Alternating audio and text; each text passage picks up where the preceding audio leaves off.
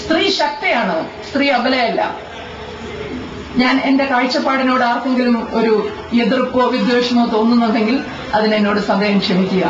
ഇനി സ്ത്രീയെ അടുത്തു വരുന്ന തലമുറ നമ്മൾ ശ്രദ്ധിക്കേണ്ട ഒരു കാര്യം, അടുത്തു വരുന്ന തലമുറ ജീവിതത്തെ കാണുന്നത് പല റോൾ മോഡൽസിലൂടെയാണ്. ടി വി, വീട്, സ്വന്തം കുടുംബം, സൊസൈറ്റി, ഇവിടെയെല്ലാം ഒരു ഗിവ് ആൻഡ് ടേക്ക് പോളിസി പോലെയാണ് നമ്മൾ സമൂഹത്തിൽ കണ്ടുവരുന്നത്. അതായത് ഹസ്ബൻഡ് അടിമയായി ഹസ്ബൻഡിനോടൊപ്പം ജീവിക്കുമ്പോൾ പകരം സംരക്ഷണം തരാം. അങ്ങനെ ഒരു കാഴ്ചപ്പാടിൽ ജീവിക്കുന്ന ഒരു കുടുംബം, അങ്ങനെ ഒരു കാഴ്ചപ്പാടിൽ ജീവിക്കുന്ന ഒരു കുട്ടി, ആ കുട്ടി എന്താണ് ഭാവിയെപ്പറ്റി കാണുന്നത്? അതായത് ഭാവിയെപ്പറ്റി ആ കുട്ടിയുടെ ഒരു പിക്ചർ എന്താണ്? ഒരു വികലമായ സങ്കല്പമല്ലേ ആ കുട്ടിക്ക് ഉണ്ടായി വരുന്നത്? നമ്മുടെ സമൂഹം ഓരോ അതായത് അതാണ് സ്വാഭാവിക ജീവിതമെന്ന് ആ കുട്ടി മനസ്സിലാക്കുന്നു. ഇങ്ങനെ ഒരു അടിച്ചമർത്തപ്പെടുന്ന ഒരു വിവേചനത്തോടുകൂടി ജീവിത രീതി നയിക്കുന്ന ഒരു സ്ത്രീ അടങ്ങുന്ന ഒരു കുടുംബത്തിലെ കുഞ്ഞുങ്ങൾ, അതാണ് സ്വാഭാവിക ജീവിതമെന്ന് അവർ കരുതുന്നു. സ്വാഭാവിക ജീവിതം അതാണോ?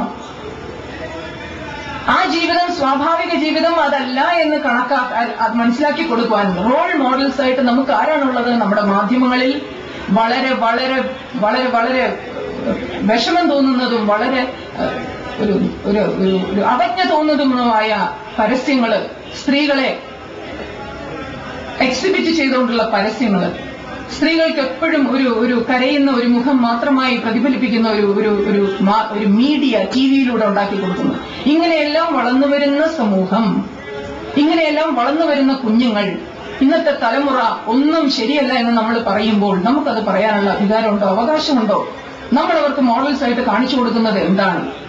അവരെ നമ്മൾ പഠിപ്പിച്ചു കൊടുക്കേണ്ടത് സ്ത്രീയും പുരുഷനും അവർക്ക് ഒരു വ്യക്തി എന്ന നിലയ്ക്ക് അവർക്ക് ബഹുമാനിക്കാൻ, അവരെ ഒരു സ്ത്രീ എന്ന നിലയിൽ, ഒരു പുരുഷൻ എന്ന നിലയിൽ, ഒരു വ്യക്തിയായി അവരെ കണക്കാക്കാൻ അടുത്തു വരുന്ന തലമുറയെ സ്കൂൾ തലത്തിലും കോളേജ് തലത്തിലും എല്ലാം ഒരു ബോധവൽക്കരണം കുട്ടികളിൽ ഉണ്ടാക്കി കൊടുത്താൽ, അവരെ തന്നെ സ്നേഹിക്കാൻ അവർ പഠിച്ചാൽ, ഇതിന് എനിക്ക് തോന്നുന്നു ഇന്നർവിൽ ക്ലബിന്റെ പ്രസിഡന്റ് ഇവിടെയുണ്ട്. ഇതുപോലുള്ള സ്ത്രീ കൂട്ടായ്മകളിൽ ഈ വക കാര്യങ്ങൾക്ക് കൂടുതൽ ഇമ്പോർട്ടൻസ് കൊടുത്ത് ഉള്ള ക്ലാസുകളും സെമിനാറുകളും, എങ്ങനെ സൈക്കോളജിക്കലായിട്ട് എങ്ങനെ ബിഹേവ് ചെയ്യാം, എങ്ങനെ പ്രതിസന്ധികളെ എങ്ങനെ നേരിടാം, എങ്ങനെ ശക്തി ആർജിക്കാം, അതാണ് സ്ത്രീ ശാക്തീകരണം.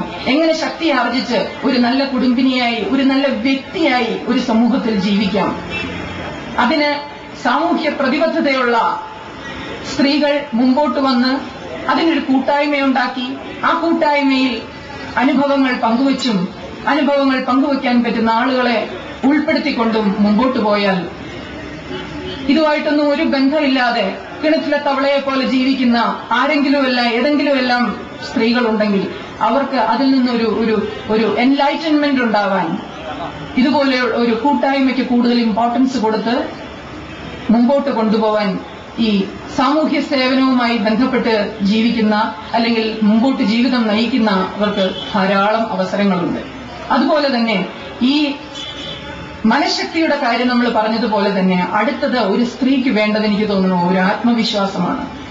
എന്നെ കൊണ്ടത് സാധിക്കും, അല്ലെങ്കിൽ എവിടെയും ഞാൻ പുറകിലല്ല എന്നൊരു തോന്നല് ഒരു സ്ത്രീക്ക്, ഒരു മനഃശക്തിയോടുകൂടി ഒരാത്മവിശ്വാസം കൂടി ഉണ്ടാവുമ്പോൾ ആ സ്ത്രീ പൂർണ്ണതയിലെത്തുന്നു.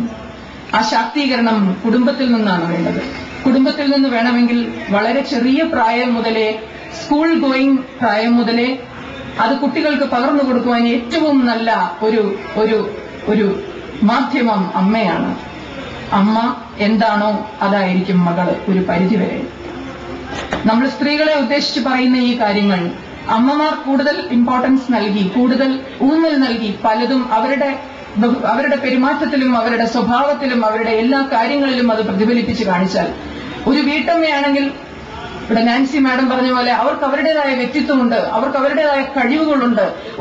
ഒരു പ്രൊഫഷണൽ ആയിട്ടുള്ള ഒരു ലേഡിയേക്കാൾ ഒത്തിരി കാര്യങ്ങൾ ഒരു വീട്ടമ്മ, ഒരു ഹൗസ് വൈഫ് ചെയ്യുന്നു എന്ന് മക്കൾക്ക് ബോധ്യം വന്നാൽ, അങ്ങനെ ഒരു വേർതിരിവ് ഒരു പ്രൊഫഷണൽ എന്നോ ഒരു ഹൗസ് വൈഫ് എന്നോ ഒരു വേർതിരിവ് ഒരു സ്ത്രീക്ക് നൽകാതിരുന്നാൽ, മക്കള് കുറച്ചുകൂടെ ഒരു സമൂഹത്തിനോട് ഒരു പ്രതിബദ്ധത ഉണ്ടാക്കി കൊടുത്താൽ, സമൂഹത്തെ സ്നേഹിക്കാൻ പഠിപ്പിച്ചാൽ, ബന്ധുക്കളെ സ്നേഹിക്കാൻ പഠിപ്പിച്ചാൽ, ആരെങ്കിലും ഗസ്റ്റുകൾ വീട്ടിൽ വന്നാൽ അന്ന് അന്ന് അവർക്ക് വേണ്ടി എനിക്കറിയാം, നമ്മുടെ പല കുഞ്ഞുങ്ങളും ഒരു ബന്ധുഫലം എന്താണെന്ന് അവർക്കറിയില്ല. കാരണം അവര് ഫ്ളാറ്റുകളിലും ചെറിയ അണുകുടുംബങ്ങളിലും അവരുടെ ജീവിതം തളയ്ക്കപ്പെട്ട് കിടക്കുന്ന ഒരു വ്യവസ്ഥിതിയിലേക്കാണ് നമ്മൾ പോകുന്നത്. അങ്ങനെ വരുമ്പോൾ ആ വീട്ടിലെ അമ്മ ഒരു സ്ത്രീ എന്ന നിലയിൽ അവര് കൊടുക്കുന്ന ലെസൺസ് മക്കൾക്ക് എന്തുമാത്രം ഹെൽപ്ഫുൾ ആവും, അവര് നാളെ സൊസൈറ്റിയോട് എങ്ങനെ ബിഹേവ് ചെയ്യും, ഇതെല്ലാം സ്ത്രീ ശാക്തീകരണത്തിന്റെ ഭാഗമാണ്. ഒരു അമ്മ കുഞ്ഞുങ്ങൾക്ക് എന്ത് മനസ്സിലാക്കി കൊടുക്കുന്നു, ഒരു അധ്യാപിക എങ്ങനെ ഒരു കുഞ്ഞുങ്ങൾക്ക് എന്ത് പകർന്നു കൊടുക്കുന്നു, ഇതെല്ലാം സ്ത്രീ ശാക്തീകരണത്തിന്റെ ഭാഗമായി ചിന്തിച്ചാൽ ഓരോ പ്രവൃത്തിയിലും അത് വേറിട്ട് നിൽക്കുന്നു. അതുപോലെ തന്നെ വേറിട്ടൊരു കാഴ്ചപ്പാട് ഓരോ സ്ത്രീക്കുമുണ്ടെങ്കിൽ, എല്ലാവർക്കുമുള്ള കാഴ്ചപ്പാടിൽ നിന്ന് വ്യത്യസ്തമായി ഒരു സ്ത്രീക്കൊരു കാഴ്ചപ്പാടുണ്ടെങ്കിൽ, ഞാനിങ്ങനെ പറയുമ്പോൾ ഇതെല്ലാം സമൂഹത്തിലെ ഒരു തലത്തിലുള്ള ആളുകൾക്ക് മാത്രം ബാധകമാവുന്ന ഒരു കാര്യമല്ല. ഒരു കുടുംബശ്രീ യൂണിറ്റുകളിൽ ഞങ്ങൾ ലീഗൽ സർവീസ് അതോറിറ്റിയുടെ ഭാഗമായിട്ട് കുടുംബശ്രീ യൂണിറ്റുകളിൽ നിയമസാക്ഷരതാ ക്ലാസ് എടുക്കാൻ പോകുമ്പോൾ അത്ഭുതം തോന്നും. ആ സ്ത്രീകളുടെ മിടുക്ക് കണ്ടാൽ, ആ സ്ത്രീകളുടെ ഒരു ചോദ്യങ്ങളുടെ വ്യാപ്തി കണ്ടാൽ, അവരുടെ സംശയങ്ങളുടെ വ്യാപ്തി കണ്ടാൽ നമ്മൾ അത്ഭുതപ്പെട്ടു പോകും. ഇത്രയും ചിന്താശക്തി ഈ സ്ത്രീകളിലുണ്ടോന്ന്. വളരെ വളരെ എഡ്യൂക്കേഷനലി ബാക്ക്വേർഡ് ആയിട്ടുള്ള സ്ത്രീകൾ അടങ്ങുന്ന ഗ്രൂപ്പ്സ് ആണ് കുടുംബശ്രീ. അവിടെയുമുണ്ട് മിടുക്കരായ സ്ത്രീകൾ. അവർക്ക് അക്ഷരജ്ഞാനം പോലും ഇല്ലാത്ത സ്ത്രീകൾ, കാര്യം സാക്ഷര കേരളം, സാക്ഷര കോട്ടയം എന്നൊക്കെ പറഞ്ഞാലും വളരെ ലിമിറ്റഡ് ആയിട്ടുള്ള നോളജ് ഉള്ളവർ പോലും ചിന്താശക്തി വളരെ വളരെ വളരെ വലുതാണെന്ന് അവരുമായിട്ട് കൂടുതൽ ഇടപഴകി കഴിയുമ്പോൾ മനസ്സിലാവും. ഈ ഏതെല്ലാം രീതിയിൽ നമ്മൾ പറഞ്ഞാലും സ്ത്രീയുടെ ശാക്തീകരണം ഈ കാലഘട്ടത്തിന്റെ ഒരു ആവശ്യമാണ്. സമൂഹത്തിന്റെ എല്ലാ തട്ടിലുമുള്ള ഓരോ വ്യക്തിയും ഈ ലക്ഷ്യപ്രാപ്തിക്കായി പരിശ്രമിക്കട്ടെ.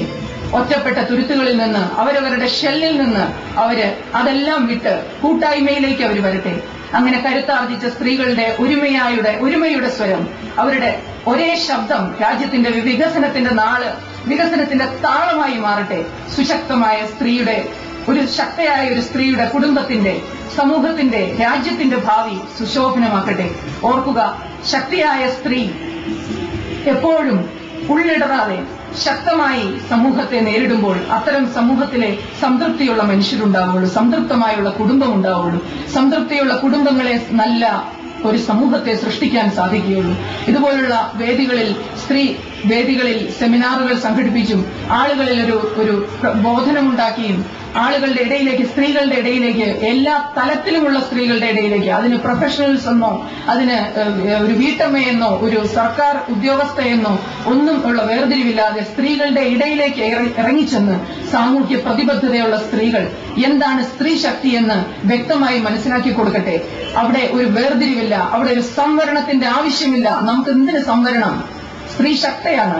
സ്ത്രീ ശക്തയാണെങ്കിൽ അവൾ എവിടെയും ഒരു സംവരണവുമില്ലാതെ അവൾ മുൻപന്തിയിൽ വരും.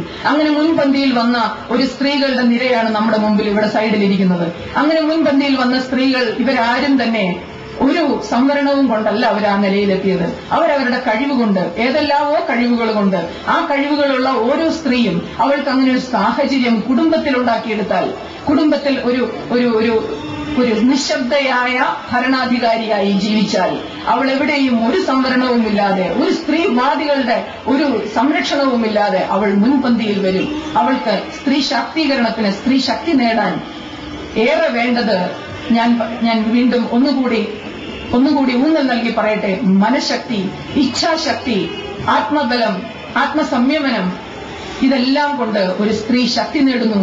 ആ സ്ത്രീ ശക്തി നേടിയാൽ അവൾ ദുർഗയായി, അവൾ ലക്ഷ്മിയായി, അവൾ സരസ്വതിയായി, അവൾ എല്ലാമായി ഈ നാട്ടിൽ വിളയാടും.